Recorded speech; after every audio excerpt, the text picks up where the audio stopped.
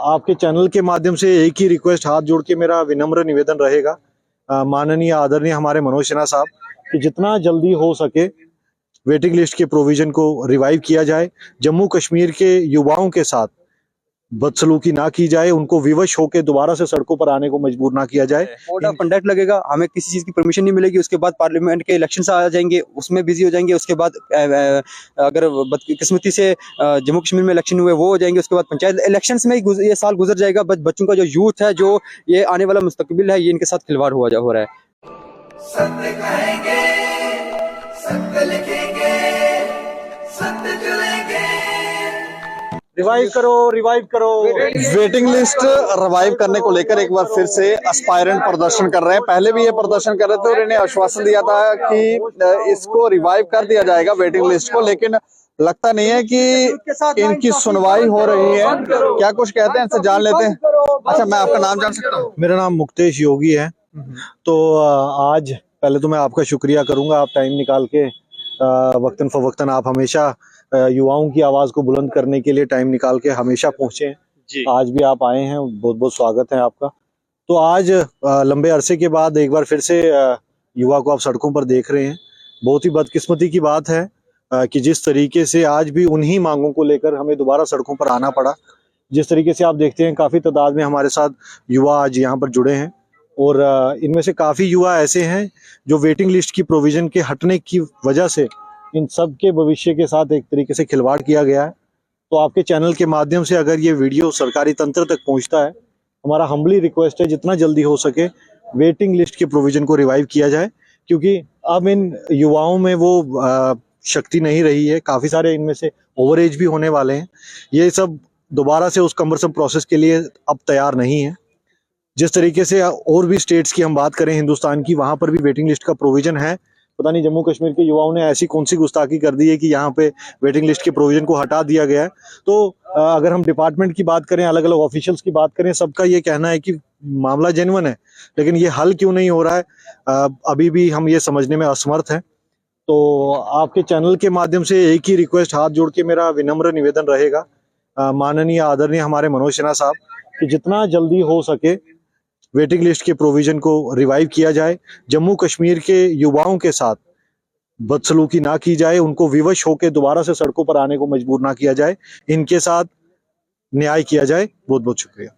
इससे पहले भी हमने बात की थी, तब ये कह रहे थे कि इनकी बात को सुना गया है और उस प्रोविजन को अब हटा नहीं रहे हैं, लेकिन होल्ड पर डाल दिया गया है। वो होल्ड पर ही है कि उससे भी अब होल्ड से भी हटाकर उसको हटा ही दिया है? सर, मैं वही चीज बताना चाहूंगा। इट्स रियली अनफॉर्चुनेट कि सुर्खियां तो इस टॉपिक ने बड़ी बटोर ली है। अगर आज भी आप सोशल मीडिया के माध्यम से देखेंगे, ट्विटर एक्स की बात करें, फेसबुक की बात करें, तो ट्रेंडिंग टॉपिक है वेटिंग लिस्ट। लेकिन मसला हल क्यों नहीं हो रहा? अगर आप डिपार्टमेंटों में जाके भी इस चीज के बारे में जानना चाहेंगे, सब बोलेंगे जेन्युइन इशू है, ये हल होना चाहिए। लेकिन कौन सी चीजें, कौन सी ताकतें इस चीज को रोक रही है, हम जानने में असमर्थ हैं। हमारी फिर से वही डिमांड रहेगी कि जल्दी से जल्दी वेटिंग लिस्ट के प्रोविजन को जम्मू कश्मीर के युवाओं के साथ इंसाफ करते हुए जल्दी से जल्दी इसको रिवाइव किया जाए, इन सब के साथ न्याय किया जाए। अच्छा, आपका नाम? मेरा इम्तियाज जफर।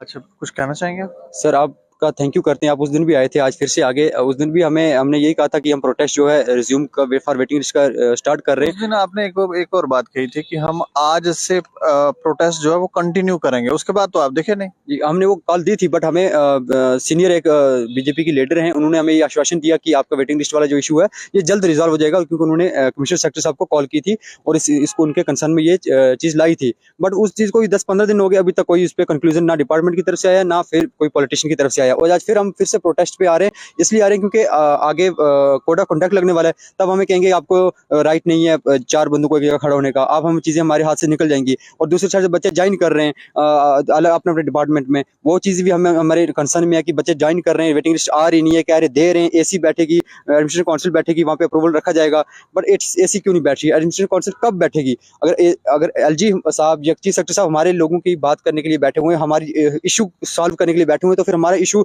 2 महीने से लगातार सुर्खियां बटोर रहा है, उस पर क्यों नहीं डिपार्टमेंट उस पर वर्क कर रहा, क्यों नहीं ऐसी बैटरी, इस चीज पे हमें ये एडमिनिस्ट्रेशन से पूछना चाहते हैं। मतलब अभी आपको लग रहा है कोड ऑफ कंडक्ट लग जाएगा तो ये मामला डिले ही ना हो जाए, गायब ही ना हो जाए। कोड ऑफ कंडक्ट लगेगा, हमें किसी चीज की परमिशन नहीं मिलेगी, उसके बाद पार्लियामेंट के इलेक्शन आ जाएंगे, उसमें बिजी हो जाएंगे, उसके बाद अगर बदकिस्मती से जम्मू कश्मीर में इलेक्शन हुए वो हो जाएंगे, उसके बाद पंचायत इलेक्शंस में ही ये साल गुजर जाएगा। बच्चों का जो यूथ है, जो ये आने वाला मुस्तकबिल है, ये इनके साथ खिलवाड़ हो रहा है। हमें यही लॉलीपॉप दिया जाएगा कि हो जाएगा, बट हो रहा नहीं है।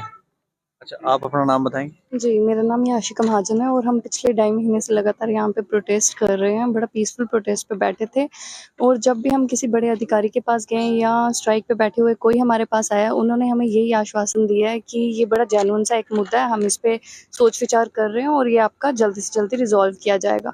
पर 2.5 महीने हो गए हैं लगातार, मतलब इतने आश्वासन देने के बाद भी अभी आज आप देख सकते हैं हम फिर आज यहाँ पे इकट्ठा हुए हैं। तो इसका मतलब यही है कि वो हमसे झूठ बोला जा रहा है और इस मुद्दे पे कोई भी अभी कुछ भी ऑफिशियल तो आया ही नहीं है। तो हम आपके माध्यम से यही कहना चाहते, झूठ बोलने का कारण क्या लग रहा है आपको?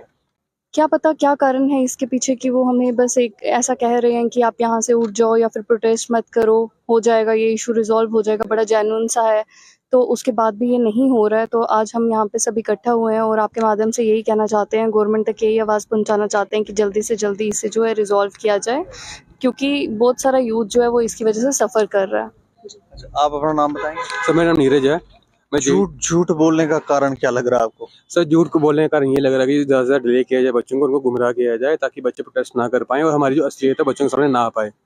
असलियत मतलब क्या छुपाना क्या चाहते हैं? यही हम वेटिंग लिस्ट नहीं देना चाहते, क्योंकि ऑल ओवर इंडिया हमारी वेटिंग लिस्ट जो चल रही है, बट हमें रखा हुआ है यहाँ पे जीएन के बच्चों को एक्सपेरिमेंट करने के लिए, और हमारे एक्सपेरिमेंट किया जा रहा है। देखते हैं कि कैसा एक्सपेरिमेंट होता है, सफल होगा नहीं होगा, बस वही हमारे साथ किया जा रहा है। अच्छा, आप क्या चाहते हैं? हम चाहते हैं कि जल्दी से जल्द हमारी जो वेटिंग लिस्ट है रिस्टोर की जाए। वेटिंग लिस्ट में आपका भी नाम है? Yes sir. अच्छा, ये सभी का वेटिंग लिस्ट में नाम है? वेटिंग लिस्ट वाले एस्पायरेंट्स हैं सर, अलग अलग एग्जाम के बच्चे हैं, जैसे मैं जेई का हूँ, कोई बीएलडब्ल्यू का, कोई एसआई का है। तो सर हमारी ये सबकी ये बल्कि रिक्वेस्ट है एलजी एडमिनिस्ट्रेशन से कि हमारी जो वेटिंग लिस्ट है इसको जल्दी अप्रूव किया जाए, रिस्टोर किया जाए। तो ये देखें, ये बच्चे जो हैं वो परेशान और इन्हें लग रहा है कि शायद इनको गुमराह किया जा रहा है, झूठ बोला जा रहा है, डिले होल्ड पे डाला जा रहा है ताकि धीरे धीरे मामले को जो है ये बच्चे भी भूल ही जाएं कि ऐसा भी कोई मामला था। तो हमें लगता है कि इनकी बात सुनी जाए और इस खबर के ऊपर आप प्रतिक्रिया भी रखें और देखते रहें दैनिक समाचार। मुझे और मेरे सहयोगी राजीव गुप्ता को दें इजाजत। नमस्कार।